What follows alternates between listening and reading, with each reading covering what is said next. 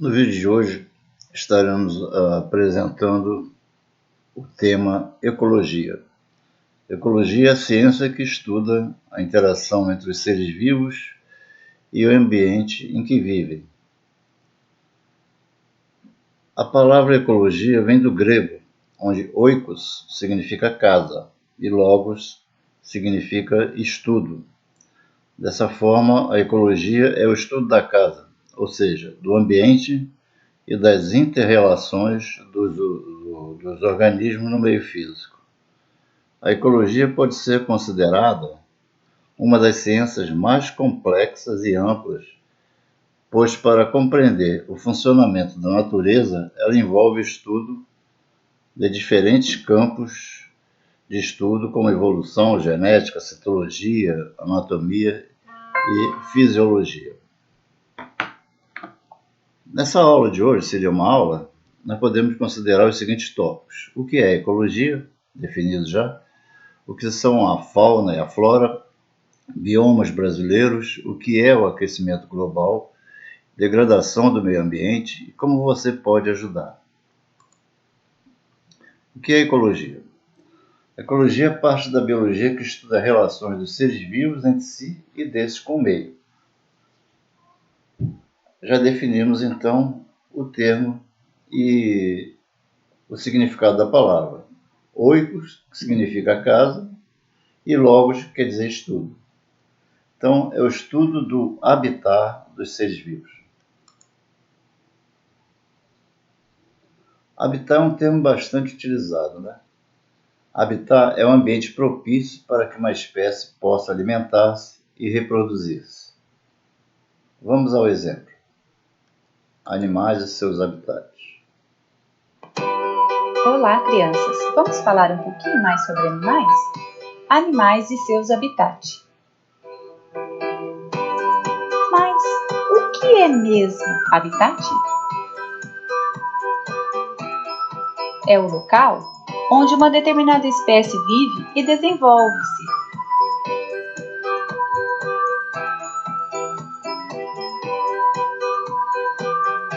Habitat terrestre.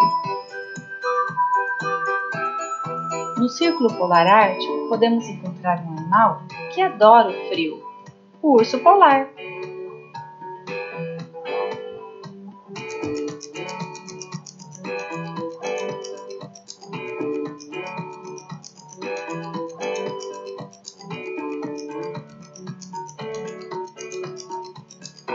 Floresta. Na floresta podemos encontrar a onça pintada,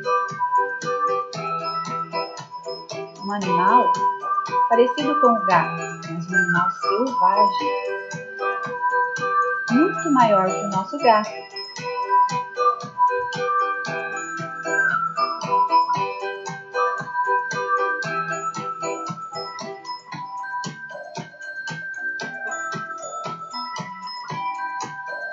No deserto podemos encontrar o chacal, um animal parecido com o cachorro, mas não se engane, ele é um animal selvagem.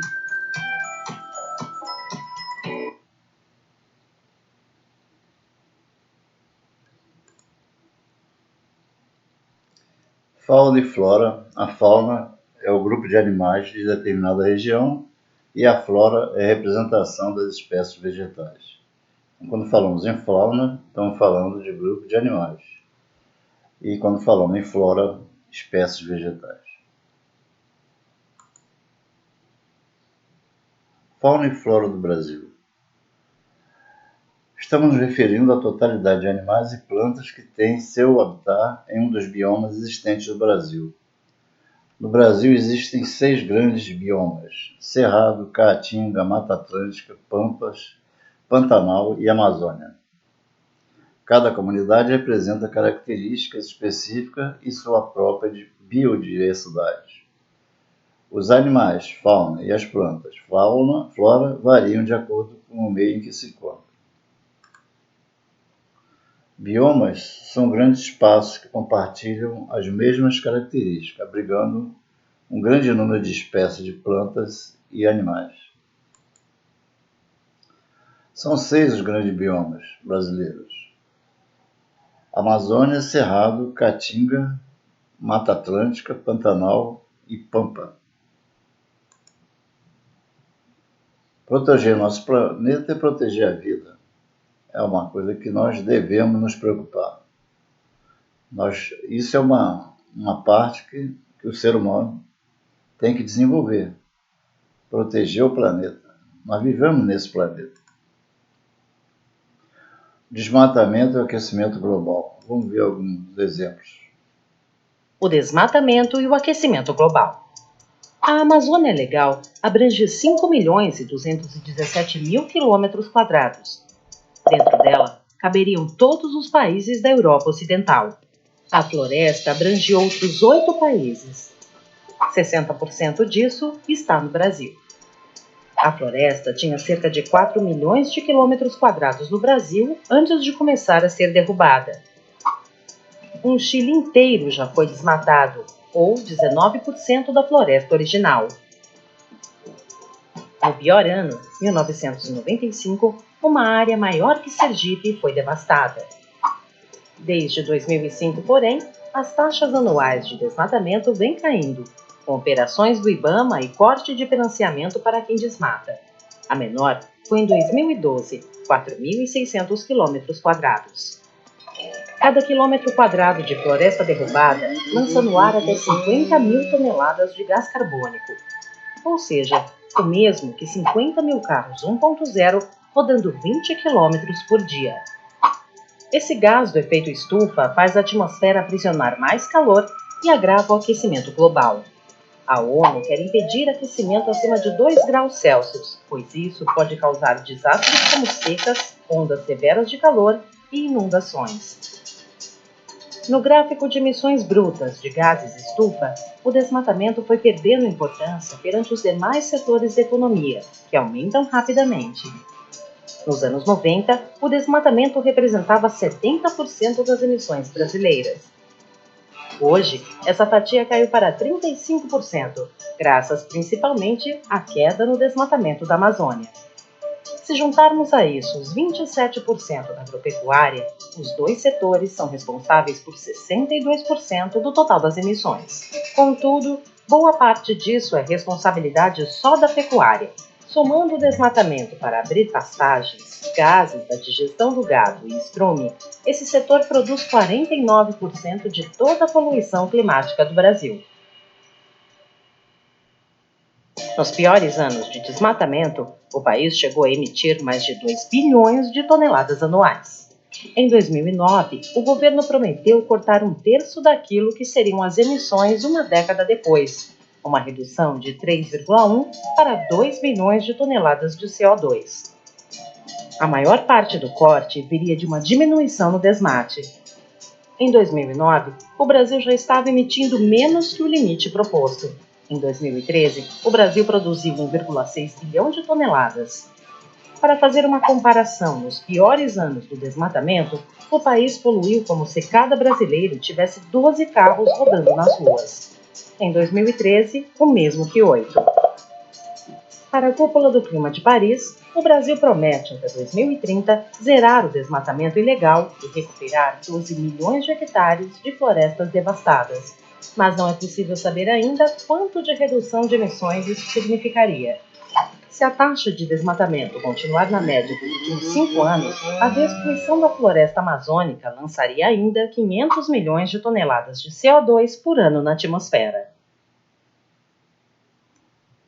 Vemos então que é muito importante, conter o desmatamento e ações ilegais, principalmente na Amazônia. Amazônia e Cerrado são mais de 96% do desmatamento no Brasil. Um dado muito importante. O Brasil perdeu 1 bilhão 128 milhões 708 hectares de vegetação nativa em um ano, o que significa que é 8 vezes a área da cidade de São Paulo, que é muita coisa, Pantanal contribuindo com 1,4%, Cerrado com 33,5% e Amazônia com 63,2%. O que Vamos ver nesse vídeo que o Os vírus são os seres mais abundantes do mundo e estão doenças, espalhados por todos os ecossistemas. A Amazônia, por exemplo, é considerada a região com a maior diversidade e abundância de vírus no mundo.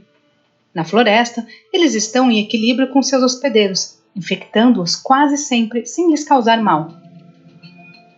Porém, a transmissão de vírus entre animais e pessoas tende a ser um fenômeno cada vez mais frequente. E isso se deve justamente à ação humana.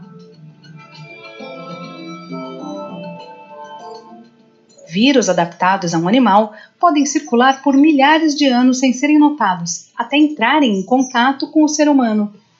O desmatamento, o garimpo e a transformação de ambientes florestais em pastos ou áreas agrícolas aumentam o risco de seres humanos entrarem em contato com animais hospedeiros de vírus desconhecidos.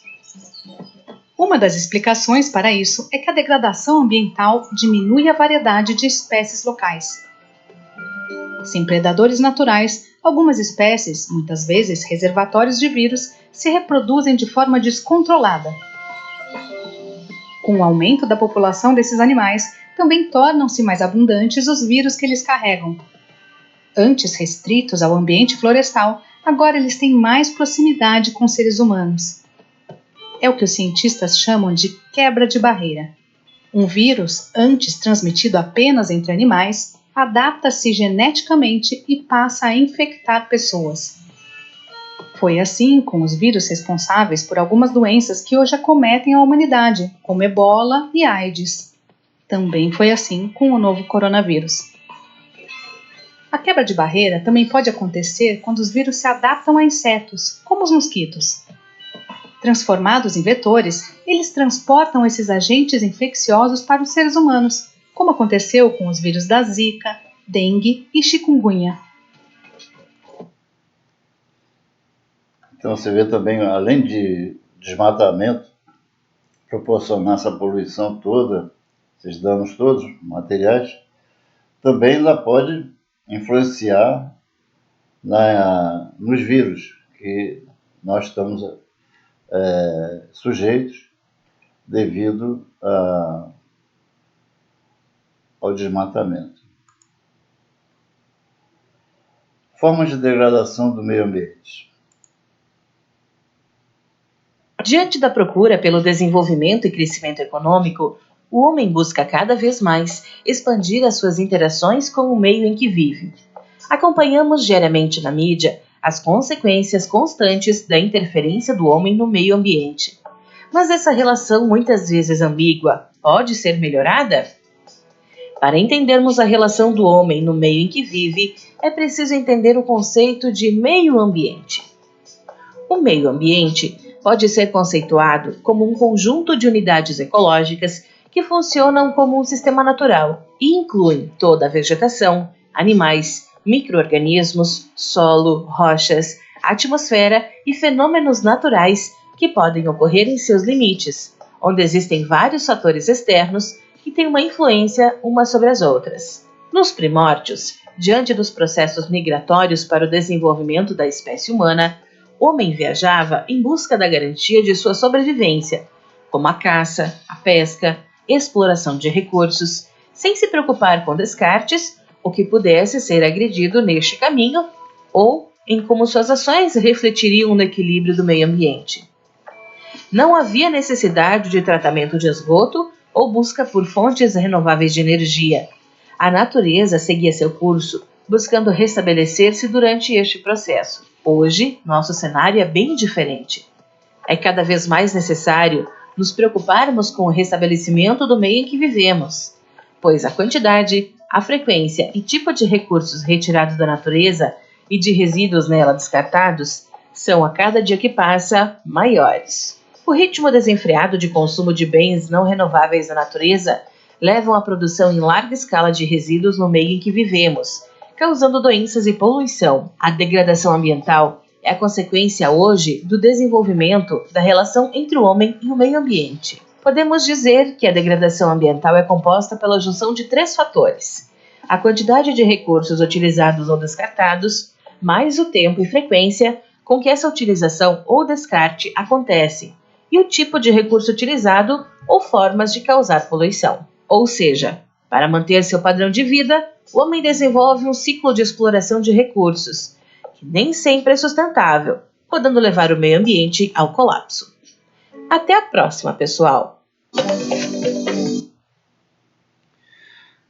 Pois é, amigos, era o que eu tinha que apresentar sobre ecologia.